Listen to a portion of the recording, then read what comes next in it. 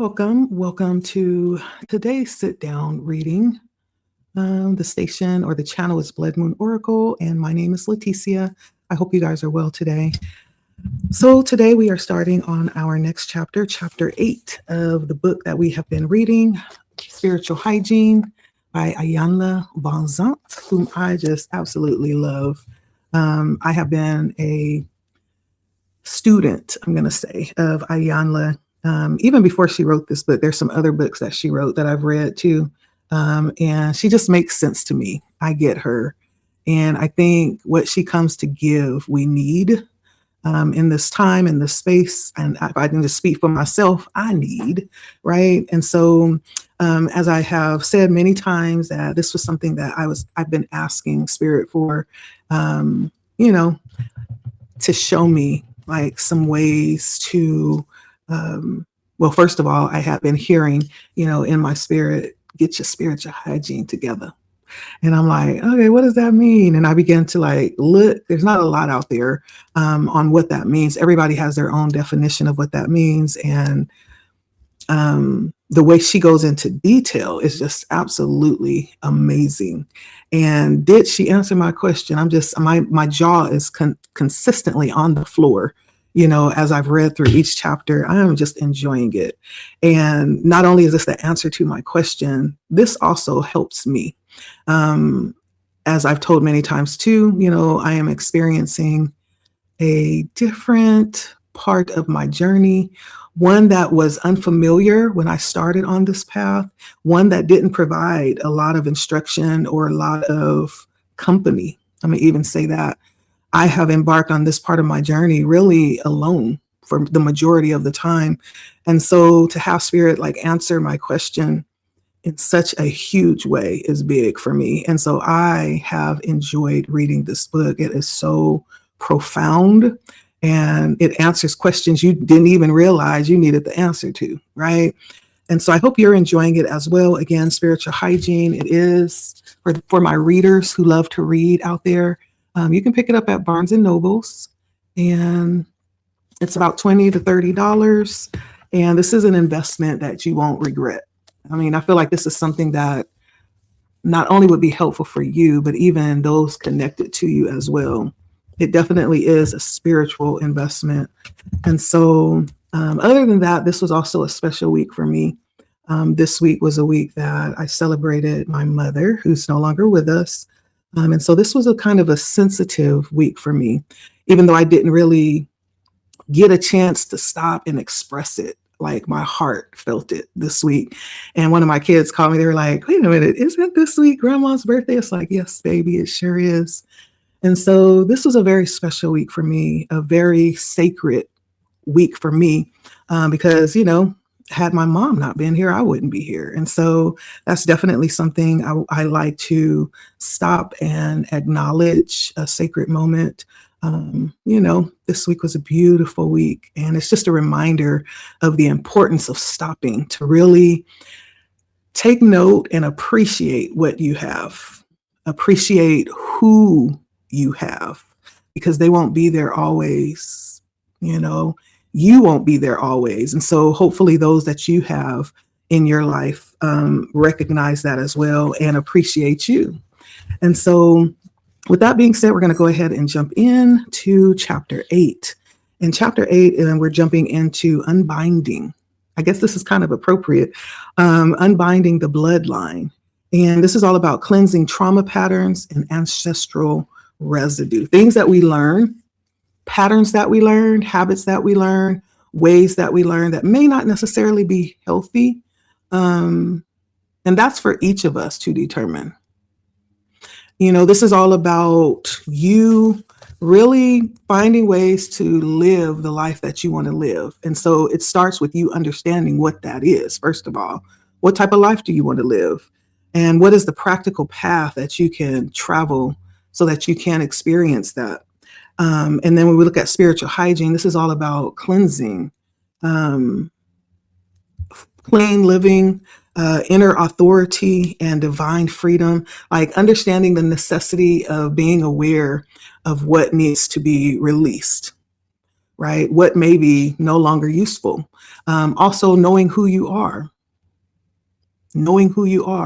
and operating in that, who you are. And then lastly, being liberated from systems that have been created to make us operate a certain way, And so this book is all about practical path and how it's an empowerment journey and how we can live the life that we come to live. And I'm not talking about, I could be talking about, it depends on, what that is for you, but this is more so the inner world, right? Sometimes it's very tumultuous and very chaotic. And sometimes we need tools and strategies to keep ourselves in a place where we can experience joy as we're living life. And I feel like you can experience joy in the most difficult situation. Just because life itself is not easy does not mean that you can't be joyful.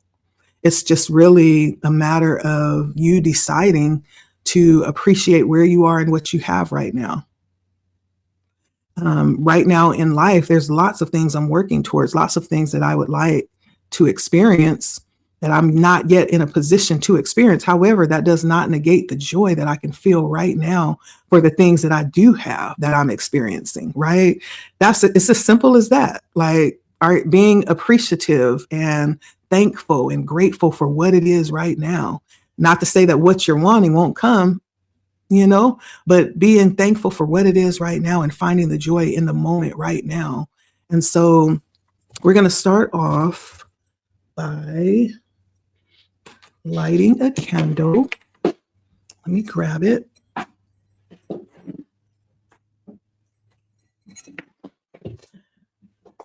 And we're going to start off this reading with a prayer, or some would call it a meditation, just turning it into a sacred moment, right? We can make anything sacred if we stop to acknowledge it. And we're making this moment sacred, right? All right. Thank you, Spirit. Thank you to Source. Thank you to God for giving us another day, another week that wasn't promised. And as we go into this reading, I just ask that for those that would stop by to listen, maybe there is something that would touch their hearts, even if it doesn't align like with what they necessarily practice or believe, right? Truth comes in many forms, I believe. And may something be spoken here that will be profitable or beneficial for them, okay?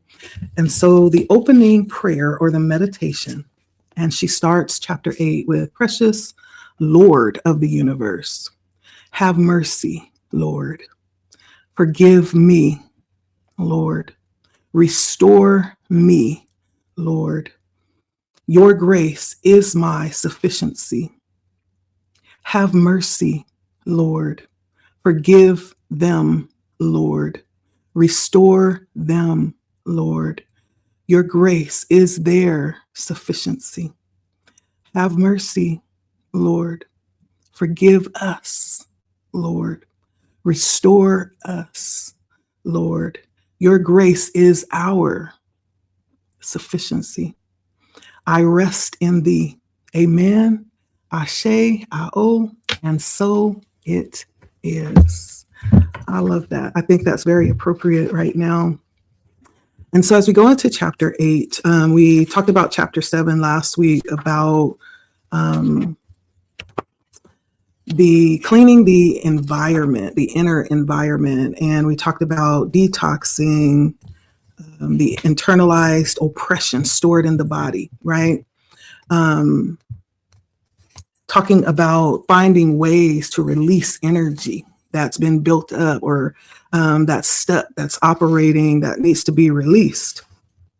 And talking about how the need for cleansing, when we talk about cleansing and clean living, that's what we're talking about. We're talking about energetic, spiritual things, right? We're talking about the inside, releasing.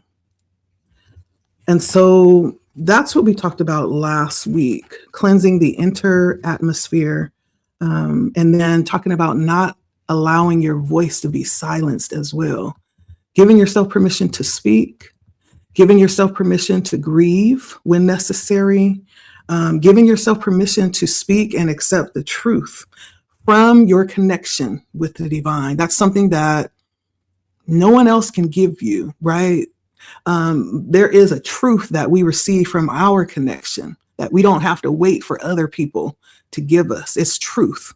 It's there. It's always been there. And when we connect with the divine, with our source, whatever that is for you, that truth is released, right? And so last week we talked about all of that. So if you didn't watch last week, you are more than welcome to go back and watch it. Any of the videos that I've released previously, to go back and watch them, as they are all free and they're in the playlist labeled Spiritual Hygiene. Okay. So last week it was chapter 7, but I believe it was video number 8. And this is going to be chapter 8, but it'll be labeled as video number 9. Unbinding the bloodline. And this is about cleansing trauma patterns and ancestral residue, things that have been left behind by those that came before us. And again, talking about cleansing again. So things that need to be released in order for us to live enjoyably, live freely, live in our authority, like what we've come here to do. I believe all of us have a mission. We've all come here to do something. There's purpose born in each of our lives. What is that? That's for each of us to find and to realize and to step into and to do. And it doesn't mean that you need to be prepared to do it. No, because you were born with that purpose, with that mission. There's no way to prepare for such a thing. It just is. And so she starts off by saying a sacred invitation, how to engage this chapter. She says, beloved, as you enter the truths within this chapter, let this be more than reading. Let it be a return to yourself, a return to your truth, a return to your body, your breath, your spirit. Take your time. Let each sacred truth settle into your awareness like holy water on dry soil. This chapter is not meant to be consumed in one setting. It is meant to be sat with, to be prayed through, to be honored. If something arises within you, an emotion, a memory, or a question, let it rise. The ego would have you stuff it down.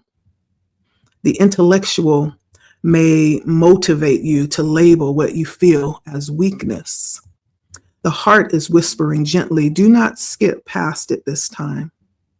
We can do this. We need to do this now. Listen to your heart. It is speaking on behalf of your body and your soul. You may find yourself needing to move. Maybe you might need to rock or stretch or place a hand on your belly or your heart. Do it. Give yourself permission to move however your body is leading you. You may need to speak out loud. I am safe now. That happened, but I am not there anymore. I can face this with God, with Source, with the Creator, with the divine. I can move through this with grace, with guidance. Call in your spiritual support, your ancestors, your angels, your divine team, whatever that is for you. Call them in. So she's suggesting that we read a page and say a prayer. Okay. Read another page. Take a breath, take a bath, light a candle, and then read some more. She's inviting us to let the sacred hold you.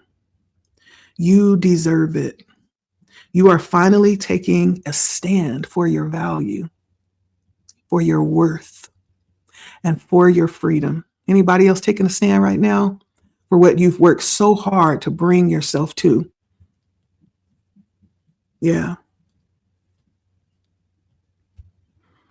Most importantly, Know this: nothing offered in this chapter replaces professional care, okay? If you have a counselor, a therapist, or a spiritual advisor, bring what arises up here as we're going through this chapter. Bring that up in your sessions with them. And you can use this work as a bridge, not a bypass, okay? Healing is like, it's layered. It's not straightforward. It's not linear, right? It's a spiral. It's layered. Restoration is gradual. It happens over time. Reclamation is a holy unfolding. And so this is a timely work. It does not just happen immediately, but it's something that we work towards and work through. The work you will encounter here is not about bypassing your pain with spiritual practices. This is the sacred work of gathering back the pieces of yourself you were forced to abandon. It is a holy unraveling of what burdened you, and a gentle return to the self that learned to hide to stay safe. Here, we lay down the weight that was never ours to bear and call home the sacred parts of us that had to disappear to survive. In this chapter, you will be offered several sacred tools. The ego may try to convince you that the work is too hard or too easy, or that it will not work for you, or it's not working. Don't be fooled by the ego. That's just the ego talking. Or the power of simplicity. The tools that we're talking about are spiritual insight. This is a sacred revelation that helps illuminate how unprocessed experiences like emotional residue or energetic imprints are affecting our spiritual well-being. It brings clarity to what your body, mind, heart, or soul has been holding and offers guidance on how to cleanse, release, and realign with divine truth. It is not just information, it's illumination. It's like enlightenment. It's a truth that invites healing. It's not the healing, but it is the awareness that comes alive within us to know what is there and what needs to be healed. And then there's the working through it, right? You have to continue to live, to see, and to be able to work through it. This is not about perfection. This is not about rules and regulations. And that's not what this is. This is about, the first tool is about spiritual hygiene insight. It's about illumination, bringing these things to the light. The second one is somatic residue, which represents the lingering imprint of unprocessed experiences, emotions, or trauma stored in the tissues, muscles, and nervous system of the body. It is the physical echo of what the mind, heart, and soul could not fully express or release in the moment of impact.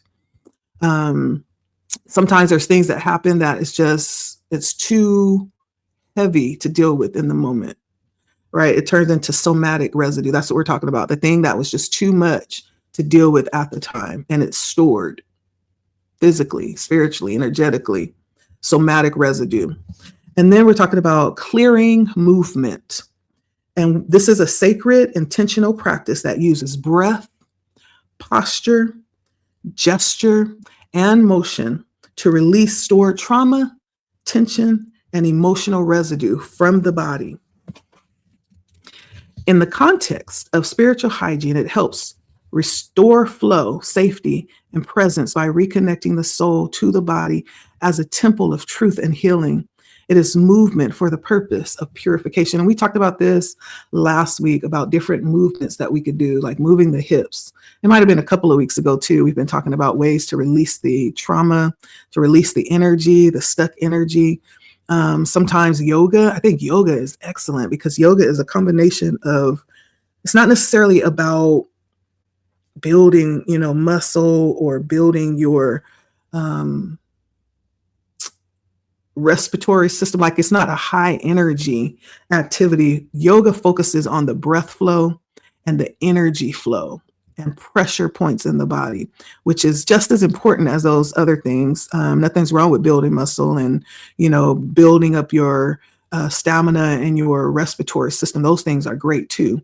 But this is one that would be beneficial for healing. Yoga is excellent. And so, and a lot of people will use that not only for like a release, but also for like healing in the body. Every time I go to a class, there's always people in there that are recovering from some type of injury, physical injury, and they're doing yoga to kind of heal their body. It coaxes their body. There's certain movements in yoga that get the blood flowing in the air and the energy flowing. When that happens, then that energy goes to that part of the body that needs healing, and it actually expedites the healing. I've seen it happen. The next one is spiritual hygiene practice, which is a consistent, intentional act, such as breath work, like just stopping to breathe. It could be prayer, right? Praying every single day, some type of movement, or it could be anointing, getting out your oil, or journaling. You could write every day. What is your practice? What is that thing that you do to help you to not only release, but connect as well, connect to your source? What is that? That's used to cleanse the body, mind, heart, and soul of energetic residue, of emotional congestion or inherited patterns, right? These practices are sacred tools that restore spiritual alignment, inner clarity, and embodied wholeness. They are rituals for detoxification, restoration, and liberation. One of my favorite things that I love to do, well, I used to, because I used to have a long drive home. That was my release. Or I would sit in the car when I get home just to kind of close my eyes and meditate or pray or just release all of that energy before going back into my home, because you don't want to carry that. There's a lot of things that we pick up in the day, depending on where we work, who we work with. Like, we want to release that stuff that's not ours to carry. Or it could be other things, other functions that you go to. We want to release that energy, and it's very beneficial when it is intentional. And you can envision yourself just kind of like taking a bath or a shower, just rinsing yourself clean of everything that's not yours, right? What is yours? What's your thing that you use to release, right? What's your spiritual hygiene practice? And so the last one is hygienic reframe. Hygienic reframe, which is a conscious shift in thought, language, or belief that clears toxic narratives and restores sacred perspectives. It replaces internalized shame, fear, or distortion with truth, dignity, and spiritual alignment. In the practice of spiritual hygiene, it is how we cleanse the mind and reclaim the voice of the soul. A reframe is not just a new thought. It is a sacred reclamation of how you see yourself. So it's different than saying, oh, let me stop thinking that. No, this is more intentional, like remembering who you are. You're claiming your inner authority, right? A remembering and a reclaiming of your divine position. How you see yourself. How does the divine see you? Have you ever asked that question? How do you see me, Spirit? And waited for the answer? I have. And the answer blew me away. It blew me away. And I often have to remind myself, because that's truth. That connection, the energy, the truth that comes down when we connect, it is. It already is. It's not something that we have to work for. It is. Sometimes we forget, but nevertheless, I am what is said I am, right? And that's the last say. There's no argument about that. Sometimes we have to remember that. The hygienic reframe is that process of remembering who we are and seeing ourselves in the right way. It's not just a reframe of a thought, but it's really repositioning yourself. Because sometimes we forget who we are, which causes us to go back to do, certain things that got us in trouble or that led us down crazy roads. And sometimes we need to remember, oh, I'm not that person anymore. I don't have to do that anymore. I don't have to respond like that anymore. I don't have to argue about that anymore. I'm not even that person. I'm not even in that mindset anymore, right? Sometimes we have to do that. That's what it means to have hygienic reframing take place. And so this portion of the journey, I'm loving this, y'all. I really am, invites us to surrender what dimmed our lights and to welcome home the truths that we've silenced to protect our souls. It is the process of letting go of inherited pain and retrieving the innocence, truth, and beauty that was tucked away to make it through. This is where we choose to release the residue of survival and to retrieve the sacred essence of who we truly are. It's not just healing, though. It is a holy act of shedding what suffocated our spirits. And it's about recovering the parts of us that still remember how to shine. This is bringing up a poem from Mary Ann Williamson, one of my favorite poems. And in the poem, and I've referenced this ever so often because this touches me so deeply, she talks about how we're all made, and it's called, she talks about how we are all made in the likeness of God. And because we are, who are we not to shine? Like you weren't created to dim your light and to shut back, especially in the light of how others see us. We were not created to do that. We were created to shine and show the magnificence of God as the reflection. Who are we not to be? Powerful, beautiful, talented, to tap into our genius. Who are you not to do that when all of that was given to you? You don't serve others by shining and shucking away from the light, right? It is you shining your light that give others permission to shine theirs. That's what this poem was about. It's by Mary Ann Williamson. I may post that in the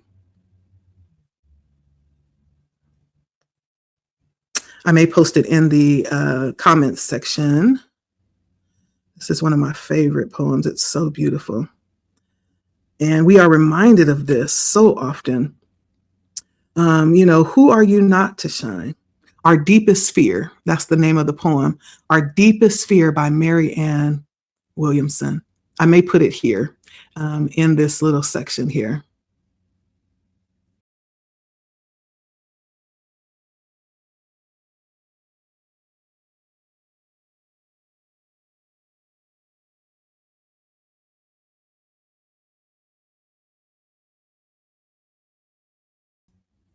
Yes. And she says, who are you not to be brilliant? Your playing small does not serve the world. It is you shining your light that gives others permission to shine theirs. That's what Ayala is talking about here. So breathe. Take the time to breathe, to feel, to pause when you need to cry if it comes. Return when you're ready. You are not alone. Right now in this moment, she's inviting you to do any of those things. And she says, you're not alone, for God, source, creator, divine, the sovereign presence in all things, put this work in your hands for a reason. What is it that you've been called to do? That's the question. This is the work of returning to your true home or homes, your heart and your body. Okay, that's your true home, your heart and your body. And then she says, let us begin.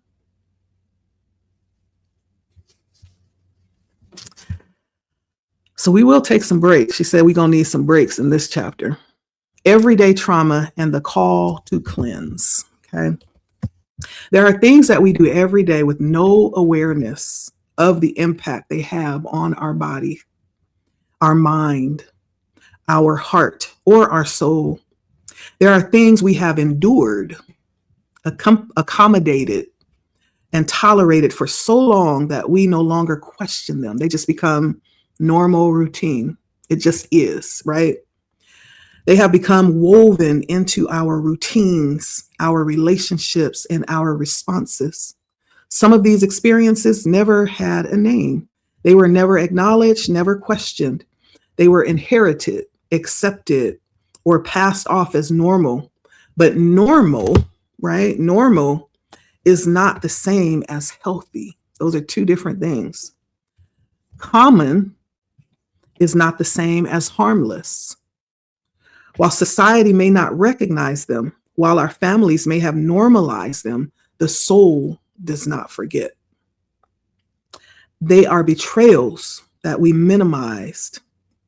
They are silences that bruised us more deeply than violence, excuse me.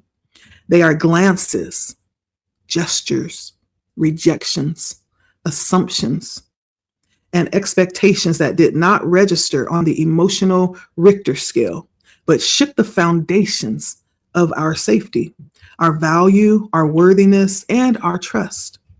These are everyday traumas, the small, consistent ruptures in the soul. Left unattended, they accumulate like dust on the altar of the body. They disguise themselves as the personality traits, anxiety, irritability, perfectionism, and people-pleasing. They appear as chronic tension, emotional numbness, or a quiet disconnection from the center of our being. You know what that feels like? To be connected from the center of your being, especially in light of something traumatic that takes place. Sometimes it becomes so common that we don't know that that's happening, right? And I, for one, have had many experiences like that. Not that the signs weren't there and there weren't messages all around me. I was disconnected. Spiritual hygiene for the body is the sacred practice that reveals what has been buried and restores what has been broken.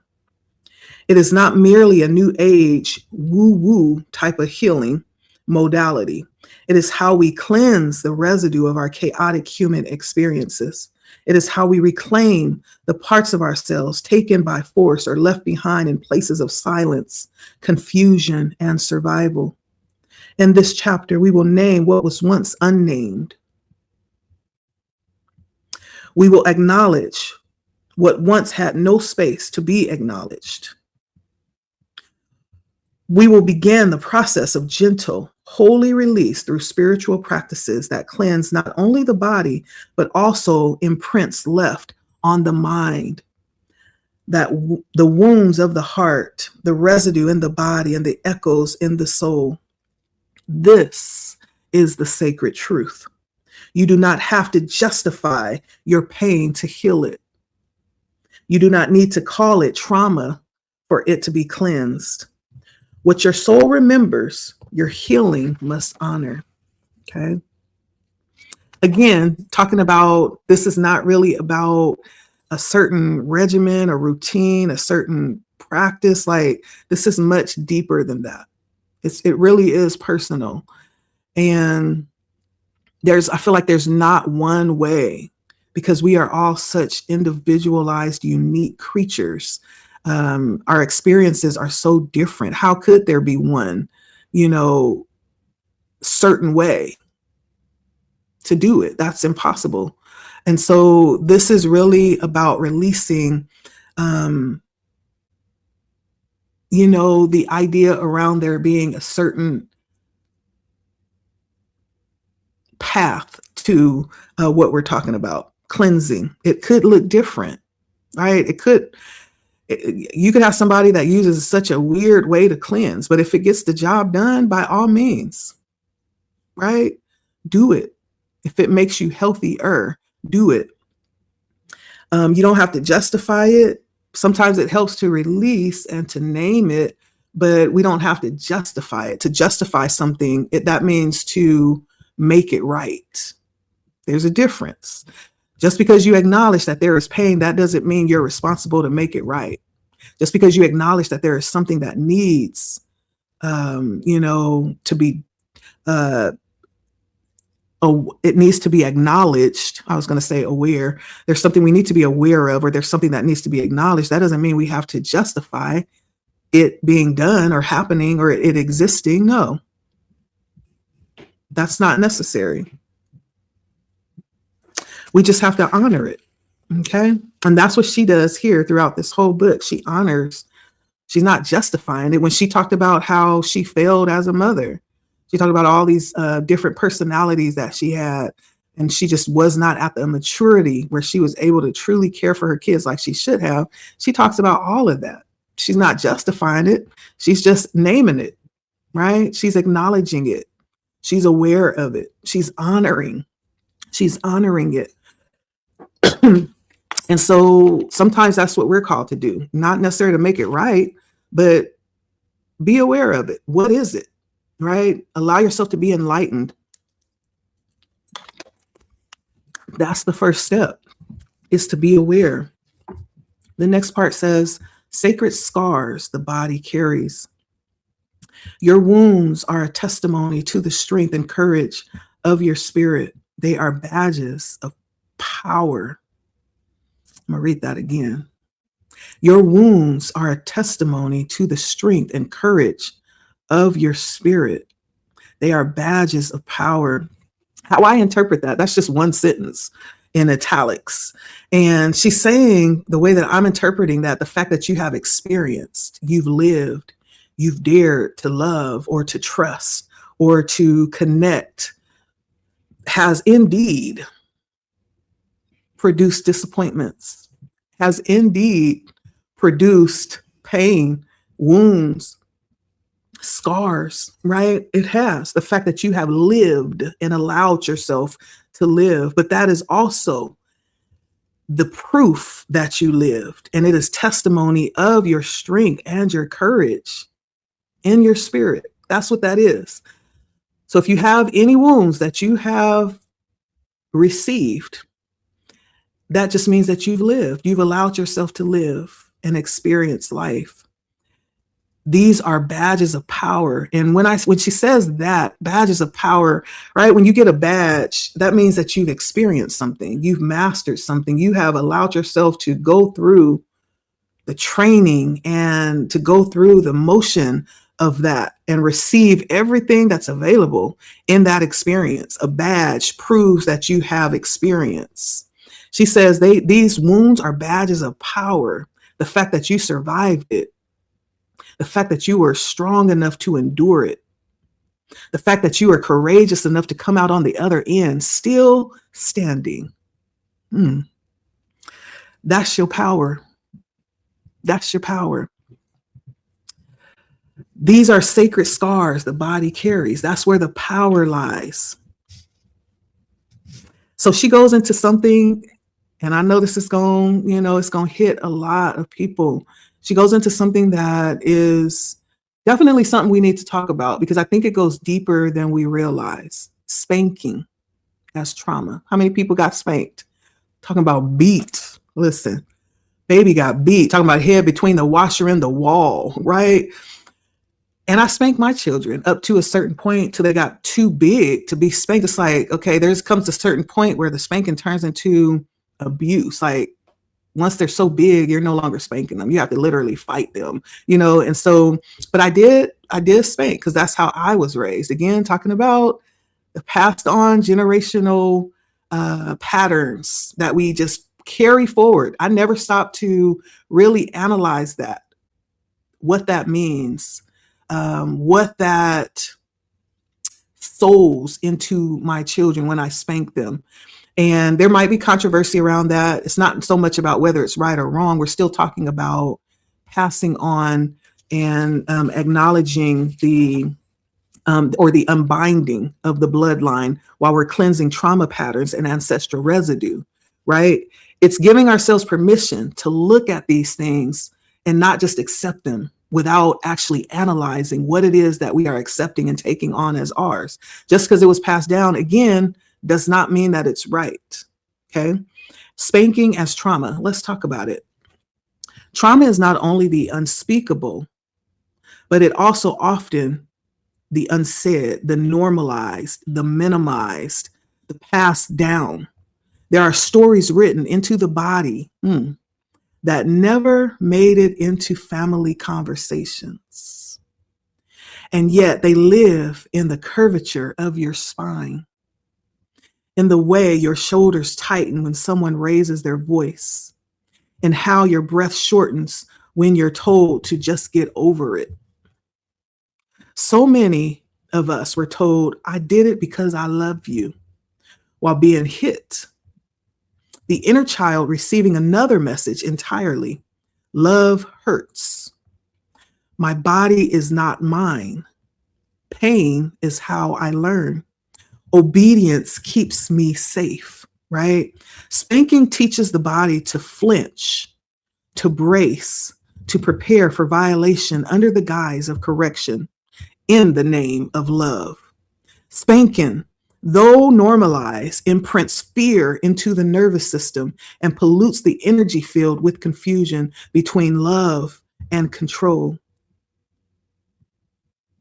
For some, it becomes the foundation of shame-based discipline, where the nervous system never fully relaxes and trust is equated with submission. Spiritual hygiene reminds us that pain is not a prerequisite for discipline.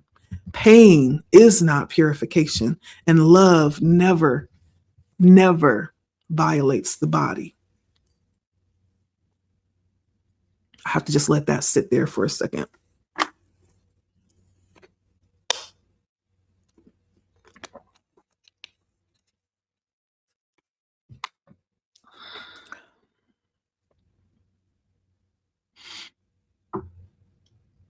This is deep-seated. And I have to say that it goes back further than our generational bloodlines. This is something that was learned, again, through the transatlantic relocation of a people from one place to another. Part of this mentality or this psychology around spanking was learned from the relationship of being in bondage or in slavery, learning through pain, right? The beatings were a form of punishment and discipline. And so psychologically, we took that on as a method that worked. But it really didn't work because it doesn't breed respect. If we just really be honest, if we just really be real, it breeds fear, like she just said. Not respect, fear. And for that reason, some of us will fear our parents to the day that they pass, to the next part of their journey, to the day that they pass from this part of their journey. Some of us will fear our parents to the very end because that was instilled and that has been recorded within the body. The body never forgets, remember. And so spanking as trauma is one of those things that we have to go back and reconsider. We have to. And to understand now, I know what I wish I knew then when my children were young, like that there are other ways, more effective ways to teach and to discipline, like routine, schedules, setting good boundaries, reiterating, right? There's so many other ways to do that than just spanking. That's the easy way. That's the quick method. But it's traumatic too, because it teaches the child pain is how we learn. That's just real. I know we don't like that. We may not, but that's what we're teaching them. In the same way, say if you walk down the street and every time you walk down the street, somebody was standing at the corner waiting for you right before you cross the street. As soon as you reach the corner, they punched you dead in your eye. Every time. They were waiting for you to arrive every time just to punch you in your eye. Sooner or later, you get to the point where either you're not going to go that path or you may anticipate some type of retaliation, right? But it teaches you through pain, right? It's because you got hit every time you went to that corner that you had to make a choice, a decision, a educated decision that would be good for you. It teaches through pain. Same thing for children. Not that they learn the lesson that you want them to learn. Sometimes they just learn to be more clever and not get caught, right? There's no lesson behind the spanking when it's not followed up with some level of understanding. This is what you did wrong. This is what you need to do next time. Not just a spanking, right? But to sit down and say, listen, this is why this is wrong, right? This is what I expect from you. These are your responsibilities. These are my responsibilities. When you don't feel your responsibilities, you mess up mine. To shed more light on why this is wrong, why, you have not met the expectation. There's many ways that we can discipline. It doesn't always have to start or end or just resort quickly to a spanking and then go sit down. Y'all already know. I don't have to go into detail. Y'all know what it is. You already know what it is, to the point now where it's comedy. It's comedy now. I see all these videos and it's turned into comedy. But there's a truth behind that comedy that's really real. And it's not really that funny either. The next part says spiritual hygiene insight.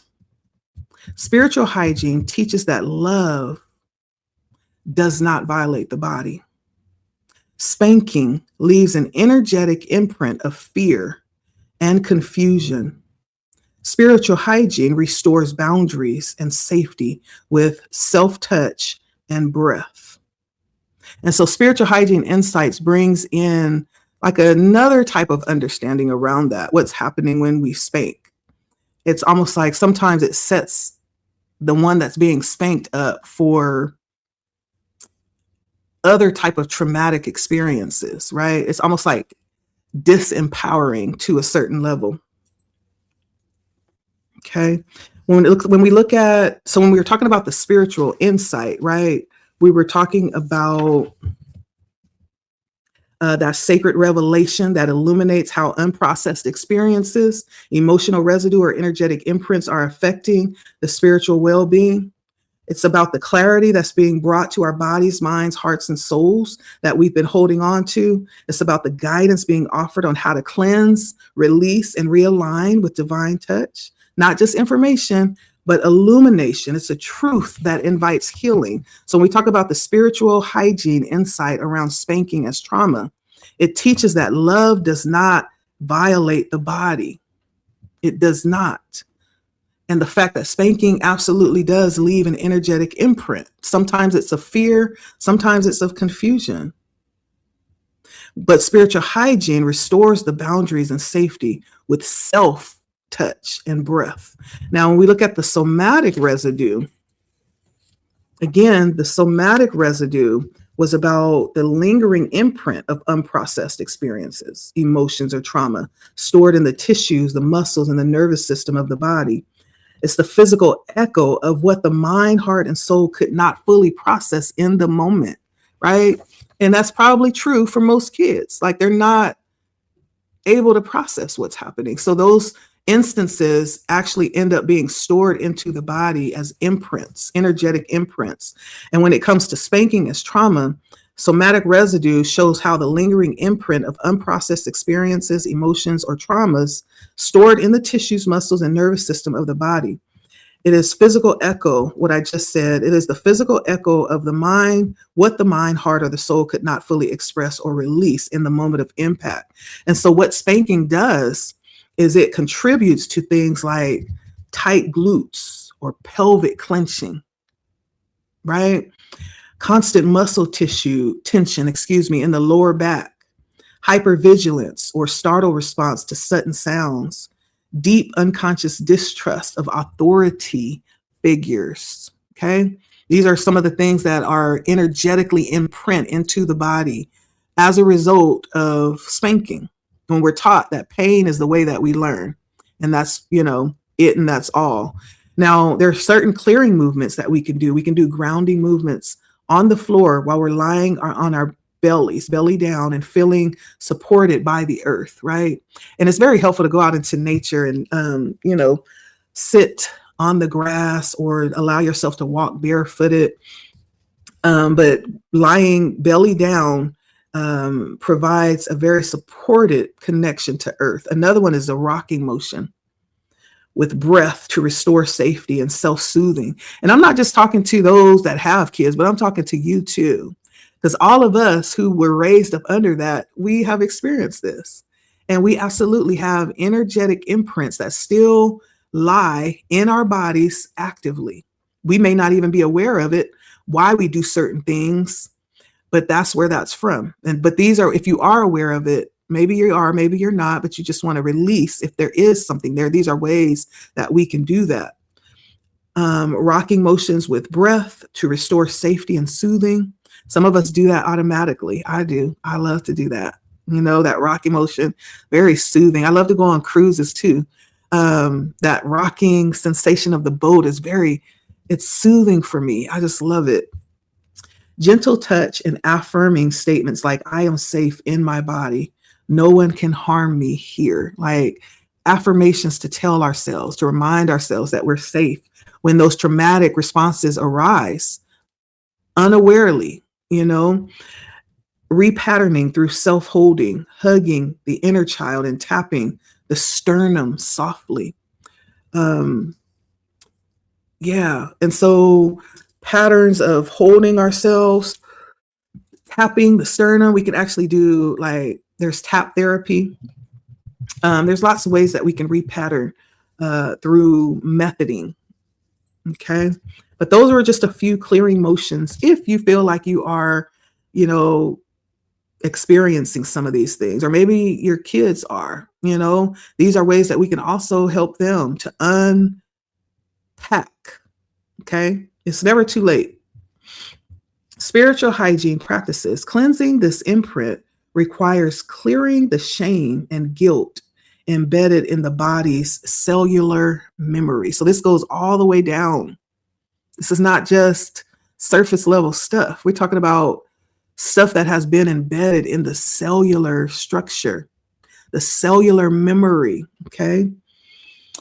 Through sacred movements and affirming touch, we restore energetic boundaries and reestablish safety as a birthright, not a reward for compliance. I'm going to say that again. Through sacred movement and affirming touch, we restore energetic boundaries and reestablish safety as birthright, not a reward for compliance, for being pleasing or doing what everybody wants you to do. One of the things that stood out here for me was sacred movement. Like there are classes you can take that actually are very methodical. Yoga is actually one. I'm gonna just give it up for yoga. Okay. Sanskrit. We talk about the chakras. We have 7 major energy centers in our body, starting down from the pelvic area, about 2 inches from the spine. We have the, oh my goodness, why can't I remember? We have the root. The root chakra is the first one. It's usually a color red. This is where all of our foundations, our safety, our ability to feel safe and to feel grounded and to feel a sense of belonging. It all starts here very early in life. And then we move up to the sacral chakra. This is our part of the creative center where all of our passions, all of our ability to enjoy life, our happiness, our sensuality, it all lives here in the sacral chakra. This is also the part of our sexual nature. This is the part where that breeds and comes from too. And it's like a orangish red, like a sunset red. And then we have our solar plexus chakra. It's yellow. And this is the part where we get to, this is like the ego, the ega, a sense of who we are in the world. And our ability to really operate in what it is that we can do and figure out how we want to use that to show up in the world. That's this part of the energy center, the sacral chakra. Then we move up to the heart chakra. This is, again, the part where we get to connect. And amazingly, this is like the gateway between the chakras. There's 7.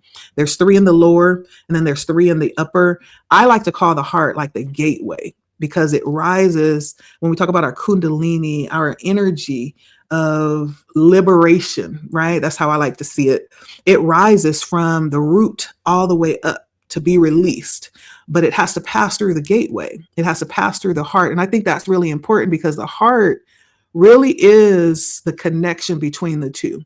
Down here, we're talking about very grounded energies. When we come up here, this is a little bit unrestricted, right? This is foundational, creating the root and the foundation of the energy system. And then when we come up past the heart, up here, now we're coming into the energy systems that tend to be a little bit more flowy and free flowing and unlimited, right? And so it has to pass through the heart system, the heart center, kind of like a cleansing before it gets to come up higher to this unlimited space. I like to see it that way. I don't know if that's accurate or not, but when I study it, that's how I interpret and visualize that. And so we have the heart chakra, which actually is all about the emotions, our ability to feel, our ability to connect and to associate with one another, with others, with ourselves, with our source. And then we come up to our throat chakra, which is all about our voice. And when I say our voice, I'm not only talking about speaking out, but also, interestingly, the throat chakra is an interpreter as well. Not only does it release information and energy, it's able to discern as well. It's able to read between the lines, honey. Those things that are not said, but they are felt, right? They are said, not with the mouth, but it's said, right? This is this part of our energy center. And these are the parts too, as we go above the heart, where our gifts are online. If we're tapped in and connected with these parts, we may be operating in spiritual gifts at this point. And then we have the third eye chakra. This is also what we call the pineal gland. And so the heart is green. This is like a blue.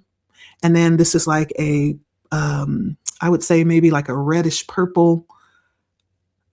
And it's the third eye, or many would call it, well, in Sanskrit, they call it the third eye. But when we look back further at African interpretations, this would be called the first eye, which kind of makes sense. Depends on what you're studying. There's different names for it. It's also the pineal gland, this very small little organ that secretes a certain type of fluid that's very important, right? Because this allows us to tap in. We see with these eyes, but we got a whole deeper eye that's able to see past what we see with these eyes. And then we have our crown chakra, which is all about how we connect and our ability to be one with everything, which is really reality, right? We are all created, which means we are all of the same thing. And so when we look at our crown chakra, this is all about our ability to connect with our source, with nature, with everything that has been created. Not only that, how we see ourselves in relationship to the creator. Remember that question we asked at the beginning? Do you know how your source, your creator, your God, the universe, the divine, how do they view you? Do you know? Have you asked? This is where that comes from, our ability to connect, right? To connect. And so when we talk about spiritual hygiene practices, this is very, very useful, knowing, taking it a little step further. There's just so much to learn.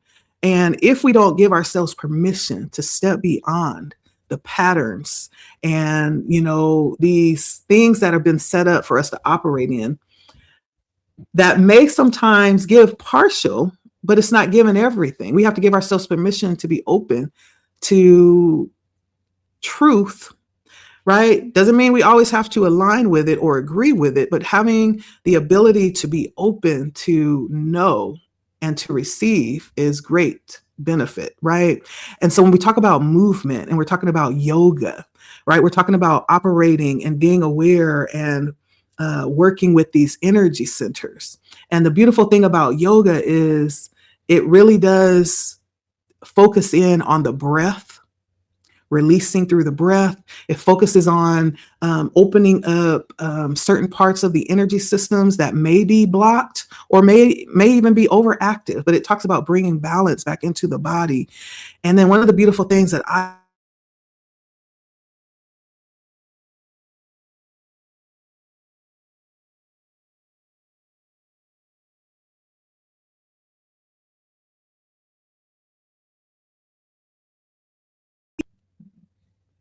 or stand on one leg and balance the other one in the air. They don't want you to do these poses for sport or for style. No, they're purposeful, especially those that when you twist your body up, there's something that is being squeezed. There's an organ that's being squeezed, that's being purified, there's toxins that are being released out of these parts of the body that this pressure is being applied to. So there's a lot of detoxification that's happening while you're doing yoga, spiritually, energetically, physically. Like yoga is like, if you ask me, the ultimate sport. It's not about building muscle, but it's so much more. Okay. So that's one I think would be very beneficial. But there's also like sacred movement dances that you can do too. That's very helpful in releasing. And so spiritual hygiene practices is all about this. It's all about clearing, finding out what needs to be cleared, and then finding a way to clear it is basically what it boils down to. Now, the hygienic reframe or the affirmation here would be, I cleanse the belief that love must hurt. I cleanse the belief that love must hurt. I purify my energy field of punishment disguised as protection. I cleanse and purify my energy field of punishment disguised as protection. And I restore safety in my body. I restore safety in my body. That's the other beautiful thing that I've learned along this healing journey. When I started this, I was like, where's the man? I feel so unprotected and yada, yada, yada. But as I continue to heal, my safety is within. The greatest safety is not one that someone else can provide. It is you knowing who you are, knowing what your boundaries are, having standards, knowing who you are. And if you are at that point, like knowing what you've been called to do and being willing to do it, letting nothing stop you from doing that, not even you. That has been the most beautiful revelation thus far, that I restore safety to my body. I don't have to really rely on anybody else to give that to me. That comes from within. The most potent safety that I can give or feel comes from within me. The next one is poverty as trauma. So we talked about spanking as trauma. That's why she said you may have to take a minute, go take a breather, and come back. Okay. If that's what you need to do, go do it. It's okay. I'll be here when you get back. Okay. But the next part is poverty as trauma. Poverty is more than a lack of money. It is the chronic exposure to instability. Poverty is not only economic, it is also psychic and emotional residue of unworthiness, lack, and inherited survivalism. It is watching your caregivers stretch, panic, sacrifice, and sometimes shatter under financial pressure. It reaches the body to live in survival mode, or it teaches the body to live in survival mode, to brace for not enough, to equate worth with struggle. Poverty also creates an energetic fog, cluttering the energy field with fear, overwork, and injustice. Spiritual hygiene calls for cleaning that fog with stillness, beauty, and trust. It addresses the energetic fog of poverty by reinforcing the truth of divine provision. Because poverty embeds fear into the nervous system, the residue of traumatic experience can linger even after circumstances change. That's a good one too. That's a very good one. I don't know if you ever struggled, but I sure have. And, I raised my kids alone. That's a recipe for struggle right there. 3 kids. But the beautiful thing is we never went without. God always made a way for us. I'll never forget that. And that's why I am so giving. I often give I'm a huge giver. Spirit be whooping on me too, because I be giving so much, and Spirit be like, look, now what you go do? You know, gave it all away, right? I'm learning, y'all. I'm learning. But that's why I'm so giving and just so generous, because that's the type of love that has been shown to me. That's the type of love that I've learned growing up. We were givers and we were hospitable, you know. No matter what the issue was that we was dealing with as a family, we're givers at the end of the day. It's plain. That runs through our blood. But I've had some difficult moments, and it wasn't always fun. And I've had to do some things that I didn't want to do, like accept help, you know. And this is definitely something that is a hidden struggle. Many times we don't even know we are operating in a poverty mindset, and it has nothing to do with money. You can have all the money in the world and still never feel like you have enough, right? But it's all about how you see your provision. Do you see it as running out and needing to get more, or do you see what you have, your stream of provision, as overflowing and abundant, right? That means a lot, however you see it. And so this is one of the things that may be passed down. I feel like poverty as trauma. Well, let's talk about it, because I know how I feel about it. But what does she say? Spiritual hygiene insights. Poverty is not only economic, it is also the psychic and emotional residue of unworthiness, lack, and inherited survivalism. It is watching your caregivers stretch, panic, sacrifice, and sometimes shatter under financial pressure. It teaches the body to live in survival mode, to brace for not enough, to equate worth with struggle. Poverty also creates an energetic fog, cluttering the energy field with fear, overwork, or injustice. Spiritual hygiene calls for clearing that fog with stillness, beauty, and trust. It addresses the energetic fog of poverty by reinforcing the truth of divine provision. Because poverty embeds fear into the nervous system, the residue of traumatic experience can linger even after circumstances change. And so this, I feel like, is, again, as I have stated before, is a very difficult one to see, because you don't know. You're most of the time operating in it. So when we look at the somatic residue of this type of trauma, poverty trauma, right? This may appear as like clenching your jaws, you know, tension in the shoulders, in the hands, from constantly holding things together. It could be like a constant hypervigilance and inability to rest. It could be overworking or self-sabotaging opportunities, or poverty or prosperity, not poverty. It could be overworking or self-sabotaging prosperity. Nervous tics or insomnia rooted in not enoughness, right? And so I know sometimes, I'm gonna really be honest. Listen, don't nobody want to worry about no bills. I'm gonna just really be real. So at the end of the day, money does solve a lot of things. And how do you get money? You work. You work. And so it has been one of my processes to switch over from the idea of having to work, instead of having to work, seeing money as energy, which it is, right?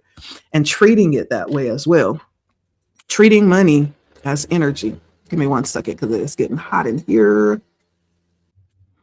Okay. And so one of the things that we could do is start seeing money as energy and as a tool, right? Not necessarily just useful right now in the moment, but also looking at ways that we can earn money while we sleep, right? Investments, the power of compound interest. When you don't even have to do nothing, you're making money while you sleep. Looking at money as an energy. Math is energy, right? That's just a little something, something. But there's also things that we could do to release these energies, because We suffer from, those of us that have had a hard time or had times in our life where things were difficult. It's there. There's no denying it. And so we do have to work to release that energy. Let me reread it again, the way this can show up in the body. Clenched jaw, tension in the shoulders and hands from constantly holding things together, constant hypervigilance and inability to rest, overworking or self-sabotaging prosperity, nervous tics or insomnia rooted in not enoughness, right? The nervous tics can be anything. It could be one of your little eyelashes just flittering. Oh, I hate when that happens. But ways that we can clear that is restorative movement focused on slowing down, restoring yoga, breath work, and long exhales. Breath is amazing. I think we don't understand the power of the breath. Breath is prana. It is life force energy.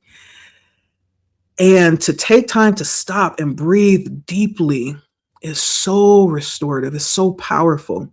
Stretching the hands open wide and affirming, I release survival. I welcome support. Some of us have been just doing it for ourselves so long, it's difficult to receive help, for various reasons.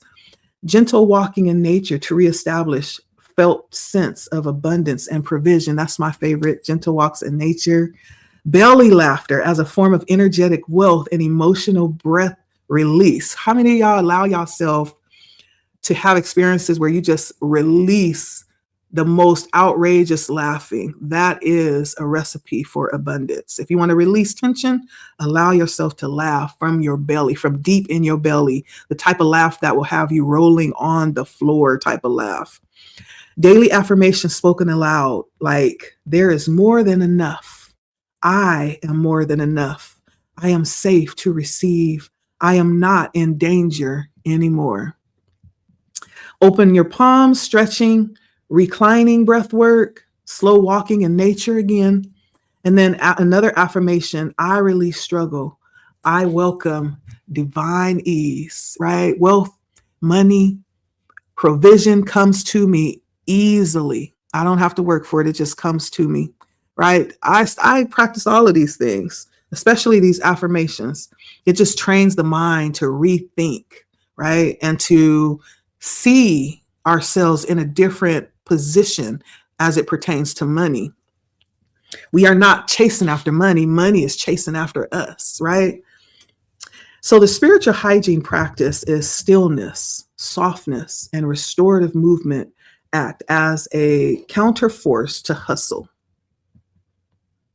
By tending to the overworked body and reclaiming pleasure, we detoxify the nervous system from the addiction to lack and the identity of struggle. Okay, so stillness, acts of stillness, allowing yourself to enter into your soft era more often, restorative movements, right? Those that are counteractive to the hustle. Go do something fun. Allow yourself to enter back into your childhood phase and do something that's childish. Go swing on a swing. Go get you. My favorite is to go get a blanket and go out to the park and just sit out there for a couple of hours.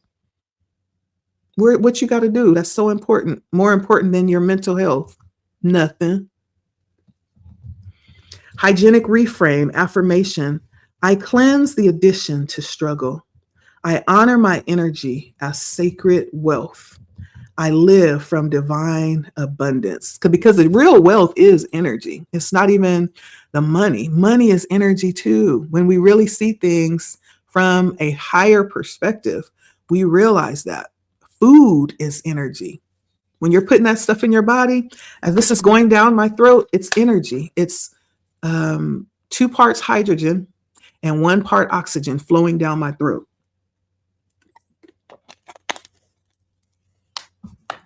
And when that reaches the other elements in my body, there's a physical reaction that happens. Everything is energy. Everything is in motion. Right now, I look still. But if you zoom in down to an energetic level, if you look at me through a microscope from a very close perspective, everything is moving. There's nothing still.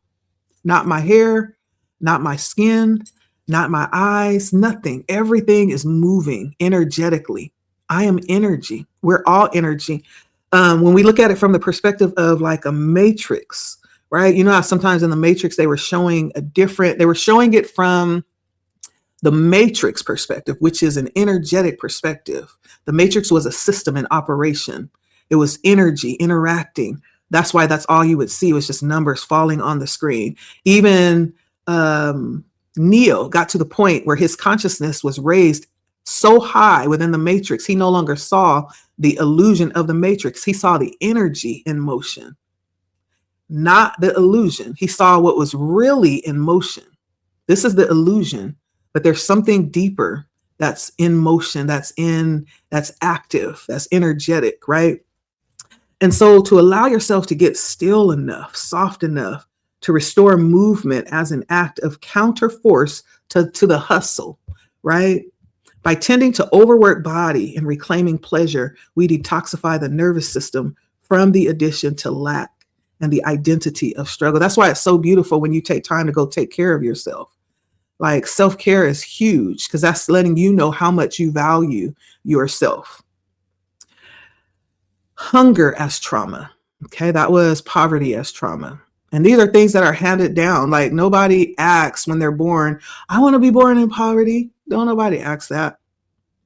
I want to be born to, with parents that's going to knock my head between the dryer and the wall. Don't nobody ask for that.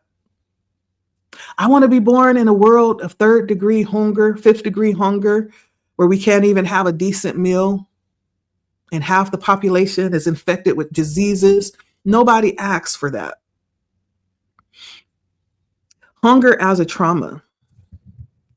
To feel hunger and not know when or if you will be fed is a primal rupture in the nervous system. Food is survival. For many, childhood hunger was normalized, and the body remembers that emptiness. Hunger affects more than the stomach. It distorts the notions of things like safety and care and provision.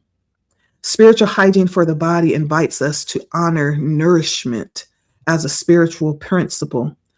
Hunger trauma clogs the field with scarcity patterns, imprinting the belief that survival must be earned or that satisfaction is dangerous.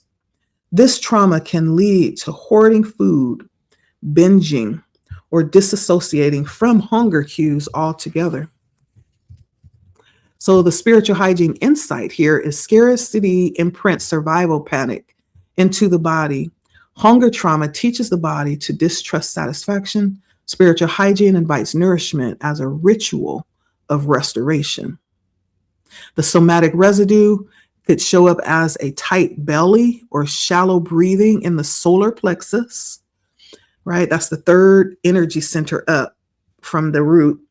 Eating quickly, nervously, or not at all.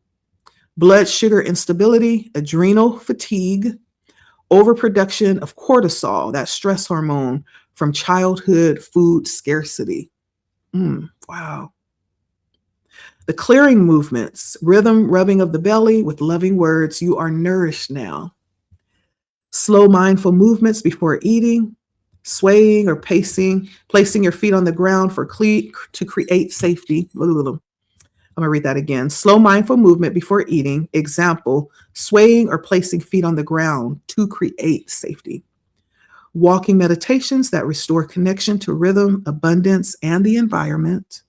Belly blessing with warm hands, hand to heart pause before eating, and grounding the feet.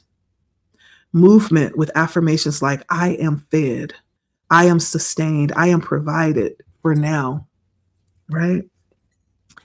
Sometimes it shows up as a lack of awareness that you're no longer, again, in a poverty situation. So we get to the point where we're like, well, I better eat that because it's somebody somewhere that don't have a meal. So I have to eat everything. No, you don't.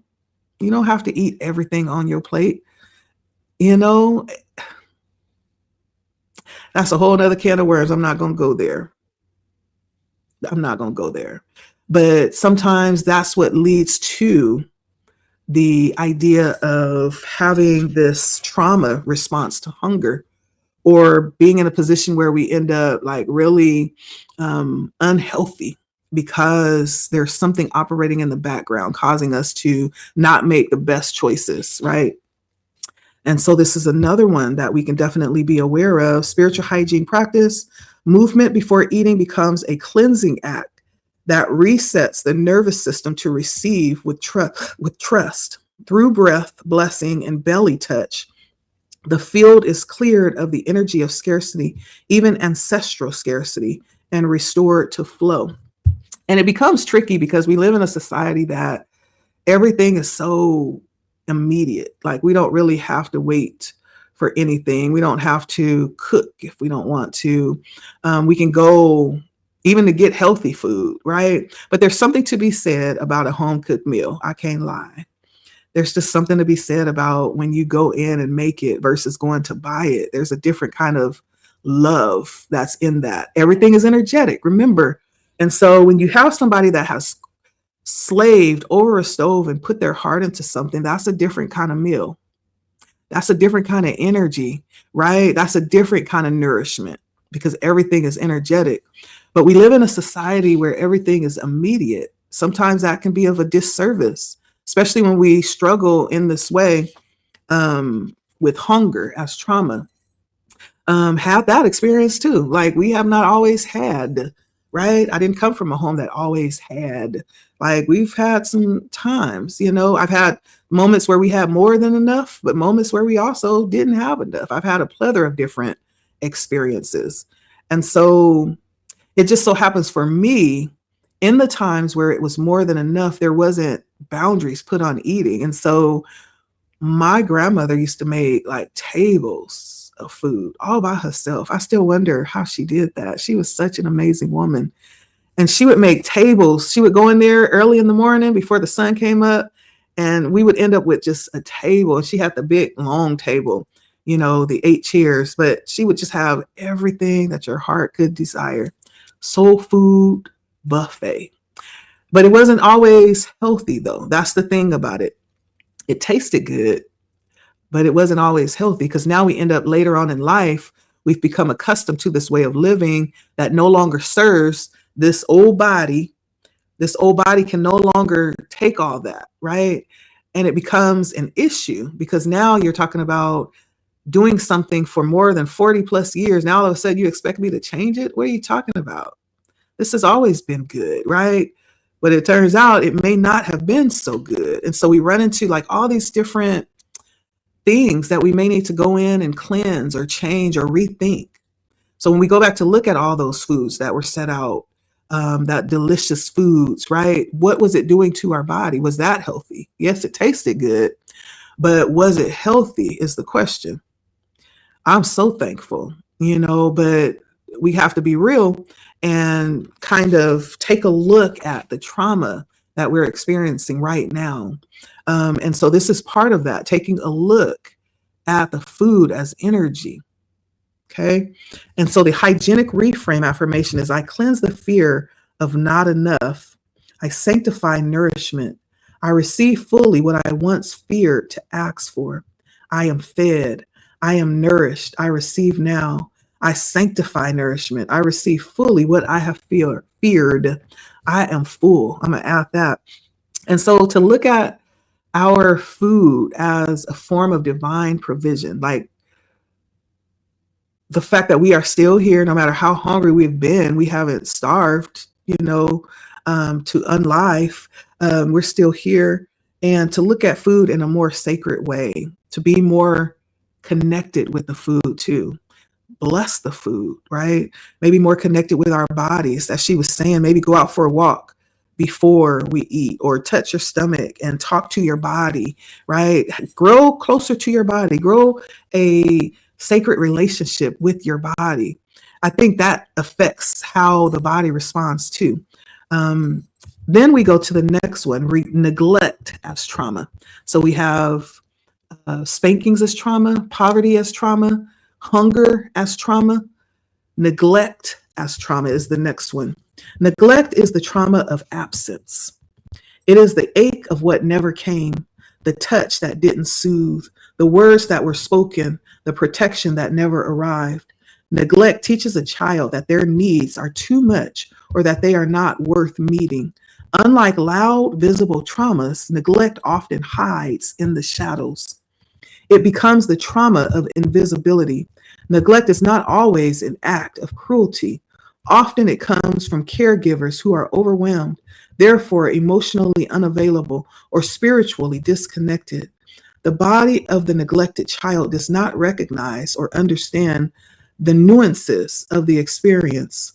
In the child's experience, it registers as lack of safety, a lack of attunement, and a lack of nurturing. Neglect teaches not to ask for help. It teaches that no one is coming.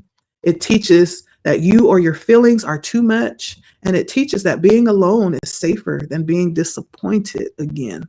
Hello. The spiritual hygiene insight: neglect is the absence of care, which leaves emotional debris in the heart space. Spiritual hygiene to address neglect includes the restoration of presence, tenderness, and self-recognition. The somatic residue, how that shows up in the body, it could be numbness in the body, especially in the chest or in your extremities, your fingers or toes. It could be a frozen nervous system. Rather than fight or flight, the person will collapse or withdraw. It could be a shallow breath, a sunken posture, or sensation of disappearing. It could be difficulty trusting intimacy or receiving care without guilt. It could be a fatigue that feels soul deep but has no medical explanation. Ooh. And so the behavioral imprints of this one, she added behavioral imprints is overfunctioning and self-parenting from a young age. Anxious attachment or deep fear of abandonment. Hyper-independence masked as strength. I'll just do it myself. Emotional detachment or disassociation during vulnerability. The clearing movements may include a heart-touching practice. Place both hands on the chest and whisper affirmations like, "You matter. I see you. I am here for you." Or you could do a slow spiral movement, gentle circular motions with arms, torso, or hips to invite fluidity and connection. Or you can wrap a blanket over yourself, kind of like a ritual, wrapping yourself in warmth, rocking from side to side, and affirming at the same time, "I give myself nurture I once needed. I am worth this care." You can gaze in the mirror with movement, looking into your own eyes while swaying or stretching, offering a consistent, loving presence. You can do silent stillness practices while you sit with your body, hands over your heart or your womb, and simply witness what arises with no agenda to fix it. Just let whatever arises arise. You can do daily affirmations spoken aloud, like, "You are worthy of being seen. You are enough." So spiritual hygiene practices is learning to hold, learning to comfort or honor yourself, allowing it to become a sacred hygiene for your heart. These practices regulate the emotional field, and it removes the residue of abandonment and reestablish self as worthy caretaker of your own soul. The hygienic reframe or the affirmation is, "I cleanse the pain of invisibility. I sanctify my presence. I am worthy of love, care, and emotional tenderness." There's a movement for self-reclamations, reclaiming your worth after moments of neglect. Healing neglect begins by restoring presence where there was once absence. The goal is to reparent the body by slowly rebuilding trust that the body is safe to live in, feel in, and be witnessed in. Daily remembrances is to be written or spoken aloud. Things like, "What was missing was never my fault." Not taking, not taking the fault for what wasn't there. It wasn't your fault. Acknowledging that to yourself. What I needed is allowed now. Like, you are in a space now to give it to yourself. Okay. Understand that. Remind yourself of that. Write that. Speak that. I am no longer invisible. I am holy. I am here. And as long as you are here, you are powerful for and within yourself to do what is needed for yourself. Okay. I am going to cut this in half because we have so many more. I have so many more to go. We're already at 2 hours. So I'm going to stop it there, but I'm going to go and take a little break, and then we'll come back and do part 2.